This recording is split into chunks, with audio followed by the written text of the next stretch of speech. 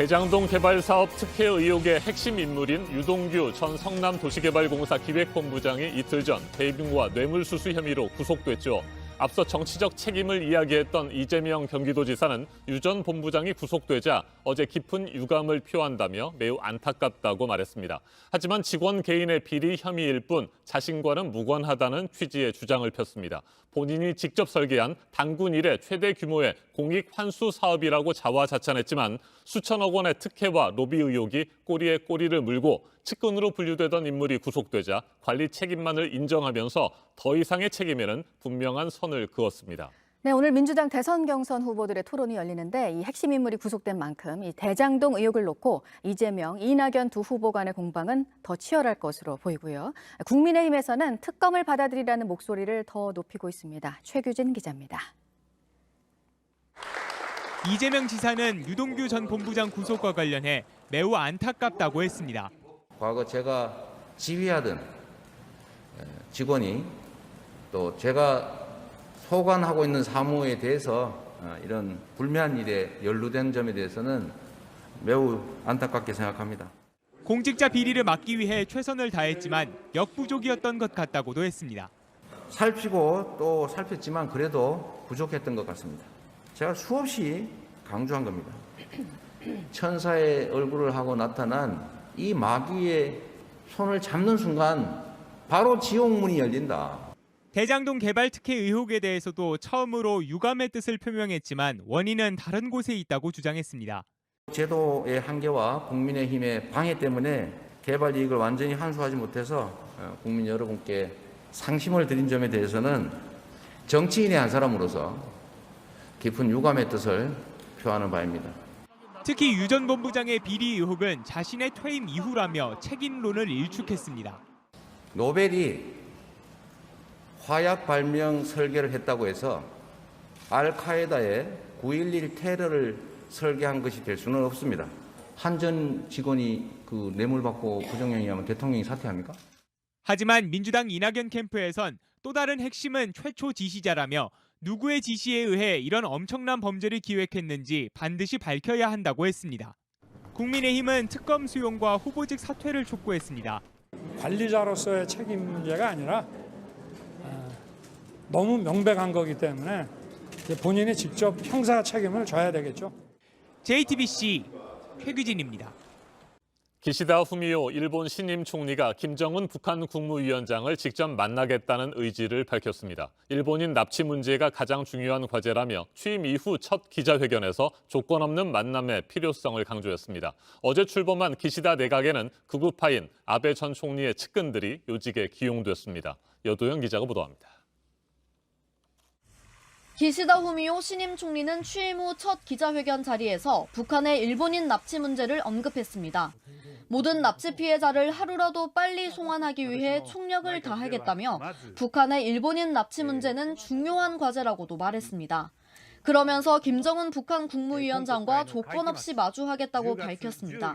선택지로 배제하지 않는다며 모호하게 답변했던 지난달 기자회견보다 의지를 분명히 한 것입니다.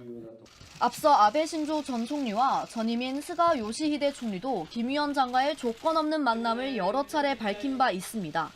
한일 관계 역시 급격한 변화는 없을 것으로 보입니다. 기시다 총리 내각의 65%는 새로운 인물로 구성됐지만 외교 안보 정책을 담당하는 외무상과 방위상은 유임됐습니다.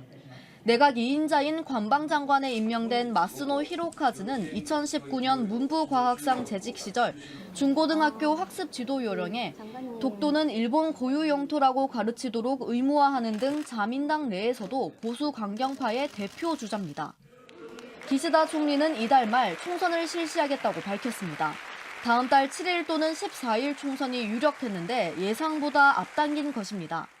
今国会の会期末10月14日に衆議院を解散し、10月19日公示、10月31日に総選挙を行うことといたします。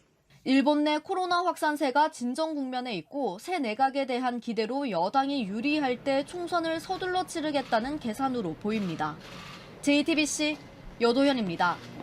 중국을 계속해서 견제하고 있는 미국 바이든 행정부가 대중 무역 정책에 대한 구체적인 밑그림을 처음으로 제시했습니다. 조 바이든 대통령이 취임한 지 9개월 만입니다.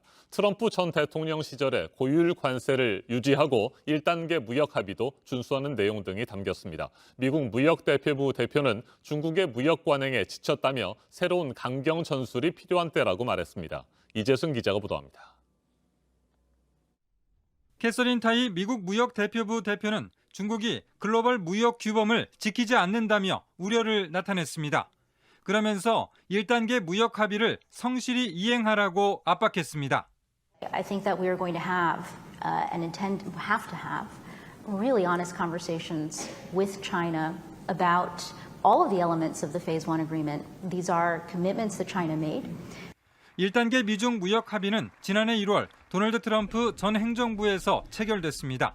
중국이 농업과 에너지, 제조업 부문에서 약 2천억 달러의 미국산 제품을 추가로 구매하고 미국은 중국산 제품에 관세를 낮춘다는 게 핵심입니다. 타이 대표는 공정한 무역 환경을 만들기 위해 필요하다면 새로운 수단을 강구하겠다고 했습니다. We need to be prepared to deploy all tools and explore the development of new ones, including through collaboration with other economies and countries. 타이 대표는 무역법 301조를 새로 발동할 것이냐는 질문에는 상황에 따라 달려있다며 여지를 뒀습니다. 무역법 301조는 트럼프 전 행정부가 중국과의 무역 전쟁에서 고율 관세 등 보복 조치를 위한 무기로 썼던 조항입니다. 다만 미국의 대중 무역 정책 목표가 갈등을 고조하는 데 있지 않다면서 곧 중국과 직접 솔직한 대화를 나누겠다고 밝혔습니다. JTBC 이재승입니다.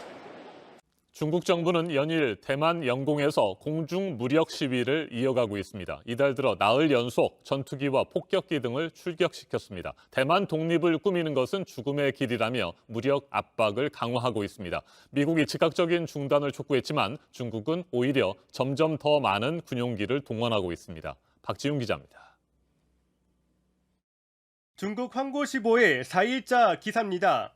중국 인민해방군이 대만 인근에 훈련용 항공기 56대를 투입해 사상 최대 기록을 경신했다고 보도했습니다.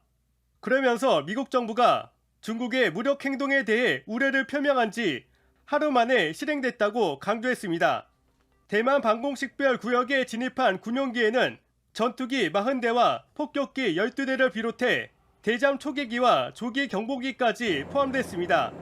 대만 국방부는 방어 부대를 파견해 퇴거 방송을 하고 대공 미사일 추적을 실시했습니다.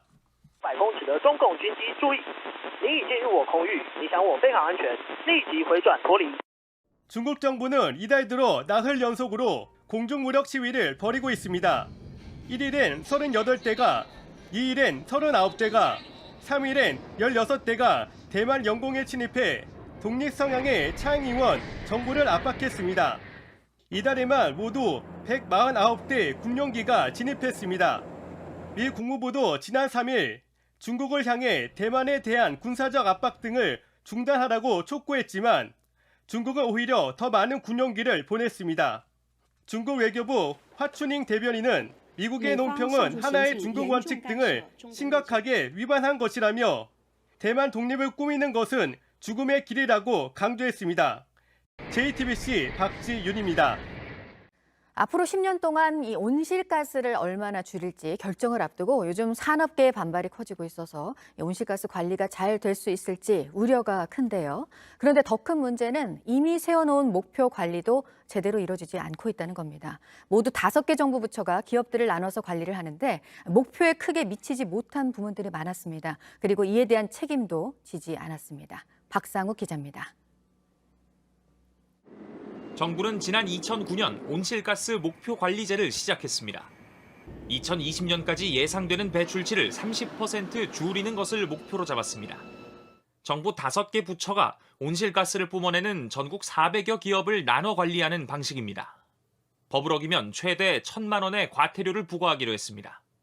하지만 환경부와 해수부를 제외하곤 모두 목표에 못 미쳤습니다. 산업통상자원부는 집단에너지와 발전 부문에서 각각 22.8%를 줄일 예정이었지만 현실은 5.1%와 8.1%에 그쳤습니다. 국토교통부는 건물 부문에서 17.7%를 잡았지만 4%밖에 못 줄였습니다. 수송 부문 감축률은 0.3%밖에 안 됐습니다. 농림축산식품부의 공약도 공수표에 그쳤습니다. 지키지 않아도 별다른 제재나 불이익이 없었기 때문입니다. 실제 최근 5년간 과태료가 부과된 건 단 한 번밖에 없었습니다. 결국 온실가스 규제 시스템 자체가 문제라는 지적이 나옵니다. 처음 감축 목표를 설정할 때 정부와 기업이 서로 협의하도록 한 법 조항의 맹점 때문입니다. 그 목표가 거의 그대로 최종 목표로 설정이 되어서 사실상 온실가스 관장 기능을 못했습니다.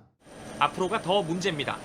목표를 정할 때부터 이행 과정까지 관리 감독할 수 있는 제도가 없다면 확정을 앞둔 2030년 감축 목표도 유명무실해질 수밖에 없습니다. JTBC 박상욱입니다. 그제 일요일 하루 확진자에 이어서 어제 월요일 확진자도 2,000명대 아래일 것으로 예상이 됩니다. 1,700명 안팎으로 검사 건수가 줄어든 연휴의 영향일 것으로 보입니다. 개천절 연휴에 이어서 이번 주 말부터인 한글날 연휴까지 방역당국은 연일 연휴 동안 이동을 자제해 줄 것을 당부하고 있는데요. 연휴 동안 곳곳의 모습들을 카메라에 담아봤습니다. 윤영탁 기자가 전해드립니다.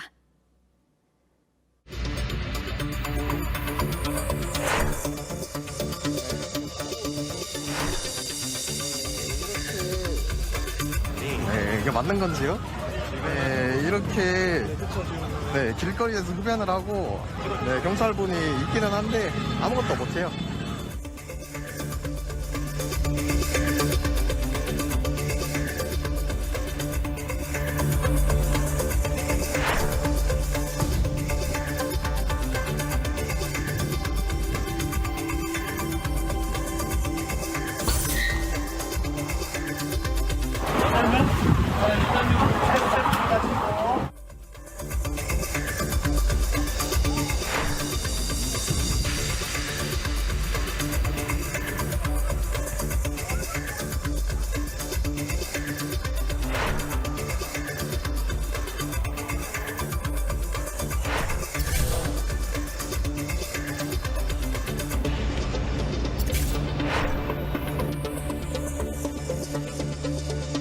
(10월에) 단풍철 여행객 증가, 또 한글날의 연휴를 맞아 이동량의 증가, 또 사람 간의 접촉의 증가로 유행이 심화될 수 있어 주의를 당부드립니다.